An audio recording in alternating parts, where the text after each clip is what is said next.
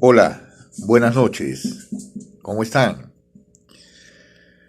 Continuando con el resumen histórico de la Constitución en el país, en nuestro querido Perú, esta es para ustedes con mucho cariño la segunda parte. Hoy no, mañana sí, y así todos los días. Falta de decisión, no saber qué es lo que realmente se quiere. Tuvo que pasar más de un siglo a consecuencia del desarrollo industrial y de la agudización de las relaciones sociales, del conflicto entre las fuerzas de trabajo y el capital, para que el derecho constitucional y consiguientemente las constituciones incorporen nuevas normas de carácter económico y social o derechos humanos de segunda generación. Solo entonces las personas comenzaron a reclamar al Estado el respeto a sus derechos sociales, consolidándose de esta manera el constitucionalismo social que en adelante centrará su preocupación en el quehacer del hombre y no solo en lo que él es. Se entiende por poder constituyente al más prístino, primigenio, poder, al más soberano, cercano y representativo del pueblo, en tanto en su seno se construyen no solo los controles y contrapesos al poder político, sino también las instituciones del Estado, los poderes constituidos, y donde tácitamente se deben preservar las identidades culturales, base de los proyectos nacionales. Todo esto es una constitución con origen legítimo, legal y democrático para un Estado de Derecho democrático. El Perú ha tenido 12 poderes constituyentes para igual número de constituciones: Asamblea Constituyente, Convención Constituyente Democrática, etc., cuya procedencia y origen no constituye, pese a todo, el principal déficit histórico. El problema mayor radica en que no se quiso conjugar el constitucionalismo foráneo con las realidades del Perú, con las múltiples culturas que lo conforman, con sus identidades, sentimientos patrios, intereses socioeconómicos que harían factible un sólido contrato social y genuinas constituciones. Los 12 eventos constituyentes tienen un origen espurio, falso, mal hecho, pues todos tienen nacimiento en gobiernos de facto o dictaduras, en decretos leyes, de suerte que las 12 constituciones que salen de su seno, en realidad, son instrumentos jurídicos secundarios. Solo tienen importancia en las discusiones y discursos parlamentarios, en la cátedra universitaria y en las antevísperas de golpe de Estado. Y es raro que un juez, con honrosas excepciones, privilegie la Constitución o que un funcionario respete la Constitución antes que el reglamento o resolución, y que los alumnos de Derecho estudien con pasión la Constitución antes que los códigos. Cruda realidad que evidencia que no existe constitucionalismo peruano con raíces propias, pero tampoco un constitucionalismo mestizo enraizado.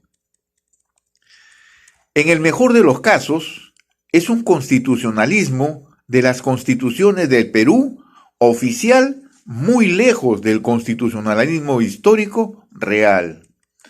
No es exagerado afirmar que la historia política del Perú es virtualmente la historia de los golpes de Estado, con una particularidad: el caudillismo militar es predominante. Vale decir, el militarismo se constituyó desde el primer día de la República en el sector dominante de la escena política nacional, a pesar de que las constituciones precisan que los militares no son deliberantes y que el pueblo no debe obediencia a gobiernos de facto. Tan anómalo proceso político y constitucional Se explica por la carencia de una burguesía articulada y con protagonismos económico y político, pues la clase propietaria a lo largo del siglo XIX fue el sector terrateniente. La falta de una clase media con capacidad protagónica, la falta de partidos políticos, pues los existentes en el siglo XIX apenas eran membretes más un caudillo y un proyecto de constitución. Los partidos políticos recién surgen en el país a partir de 1920, el Partido Socialista, el Partido Aprista y el Partido Comunista. La falta de una propuesta o proyecto nacional que interese a los sectores sociales, especialmente que involucre a las poblaciones andinas y amazónicas.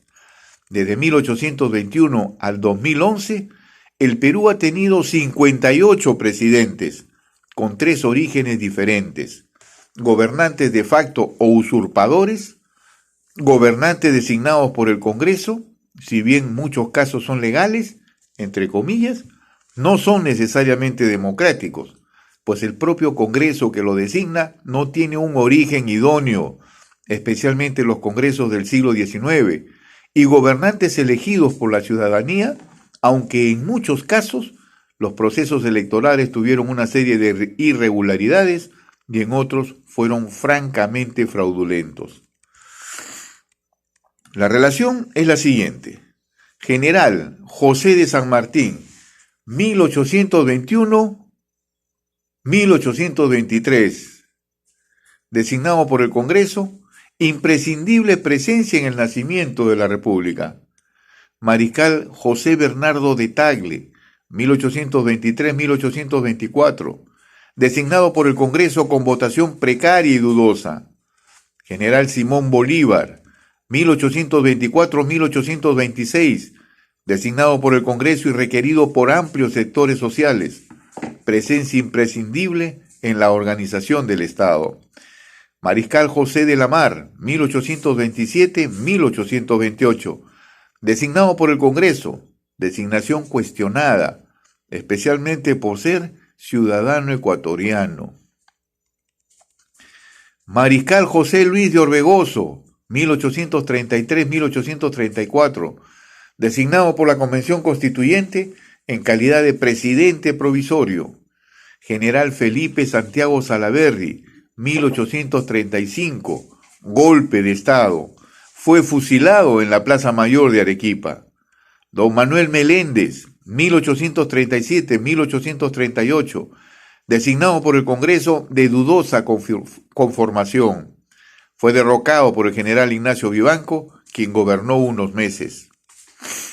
General Juan Francisco Vidal, 1839-1841, golpe de Estado. General Manuel Ignacio de Vivanco, 1843, golpe de Estado. Mariscal Ramón Castilla, 1845-1851, golpe de Estado. General José Rufino Echenique, 1851-1854, designado por el Congreso, poder legislativo que apenas era reconocido por la población. Mariscal Ramón Castilla, 1857-1862, designado por el Congreso. General Miguel de San Román, 1862-1863, designado por el Congreso en confusa votación. General Díez Canseco, 1864-1865, golpe de Estado. General Juan Antonio Peset, 1865-1866, golpe de Estado. Coronel José Balta Montero, 1869-1872, designado por el Congreso en confusa votación, fue asesinado. Don Manuel Pardo Lavalle, 1872-1876, elegido en elecciones a nivel nacional, es el primer presidente civil. General Mandiano Ignacio Prado, 1876-1879, golpe de Estado, y que luego el Congreso lo ratifica como presidente. en plena guerra con Chile viajó al extranjero a comprar armamento, entre comillas, y no volvió al Perú sino después de la guerra. Don Nicolás de Piérola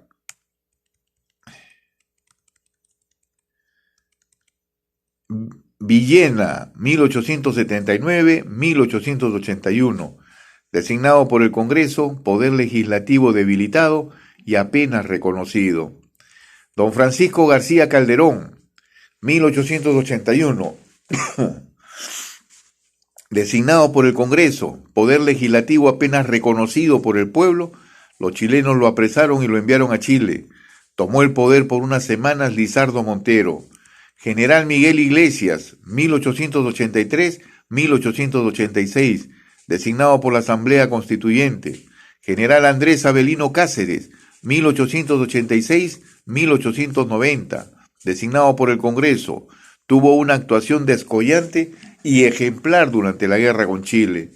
General Remigio Morales Bermúdez, 1890-1894, designado por el Congreso. General Andrés Avelino Cáceres, 1894-1895, elegido en comicios electorales cuestionados, fue el único candidato. Don Nicolás de Piérola, 1895-1899, golpe de Estado. Don Manuel Candamo, 1900-1901, designado por el Congreso.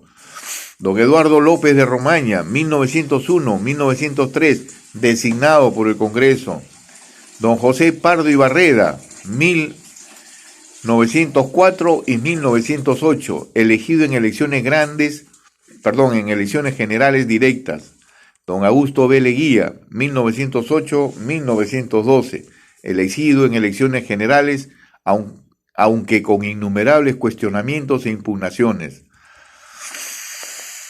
Don Guillermo Billinghurst, 1912-1914, designado por el Congreso. Sus partidarios impidieron que Antero Aspílaga participe en las elecciones. Coronel Óscar R. Benavides, 1914-1915, golpe de Estado. Don José Pardo Ibarreda, 1915-1919, elegido en comicios generales. Don Augusto B. Leguía, 1919-1930, fraudulentas elecciones de 1926 y 1929. Don David Samanez Ocampo, 1931,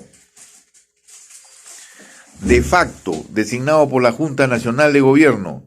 Comandante Luis Sánchez Cerro, 1931-1933, elegido mediante comicios electorales. Los apristas consideraron que hubo fraude, fue asesinado. Mariscal Óscar R. Benavides, 1933-1939, designado por el Congreso Constituyente, prorroga su mandato por decisión propia, 3 años. Don Manuel Prado, 1939-1945, elegido mediante comicios electorales, aunque con 1001 violaciones a la Constitución y leyes. Don José Luis Bustamante y Rivero, 1945-1948, elegido en elecciones generales sin cuestionamiento alguno. General Manuel Apolinario Odría, 1948-1956, golpe de Estado. Luego es elegido en 1950 en comicios fraudulentos.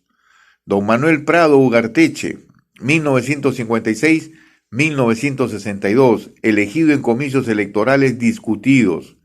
General Ricardo Pérez Godoy, 1962-1963, golpe de Estado.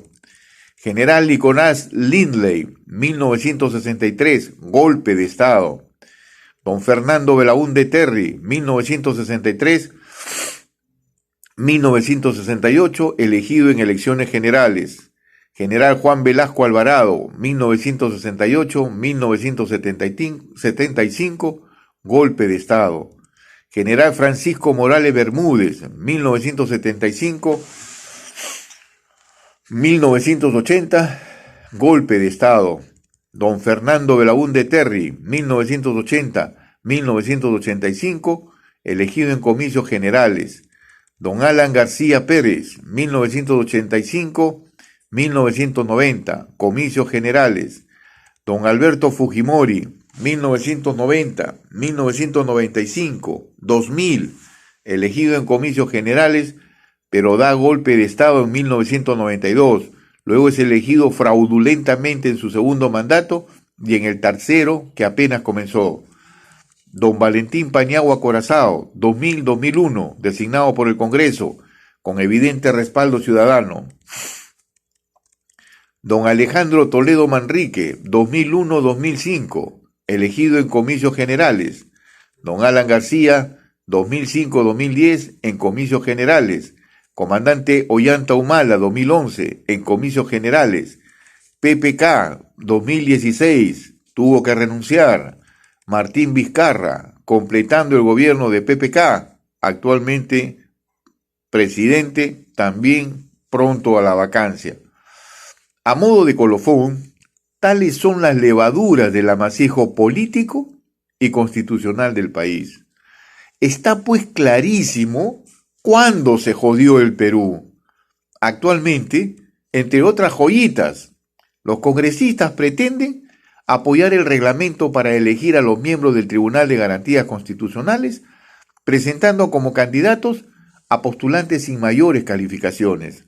Por ejemplo, calificación como solvencia moral, sobre un máximo de 12 puntos. 12 puntos. ¿Son suficientes? 2 puntos. Calificación como experiencia profesional, sobre un máximo de 5 puntos. ¿Es suficiente? 1 punto. Vacancia presidencial, de tal modo que posterguen las elecciones para que puedan postular a la presidencia de la República los lumpen de la política peruana, para que puedan volver a postular los congresistas del Congreso destituido y los lumpen del actual Congreso, etc., etc. Ahora nos toca a nosotros, a los 32 millones de peruanos, tomar la rienda de lo que nos pertenece, hacernos respetar y no continuar con la misma historia y sus funestas consecuencias.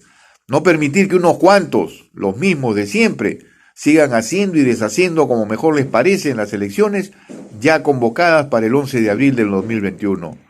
¿De qué estamos hechos? La forma de contestar es con nuestra actitud y ya no solo con palabras.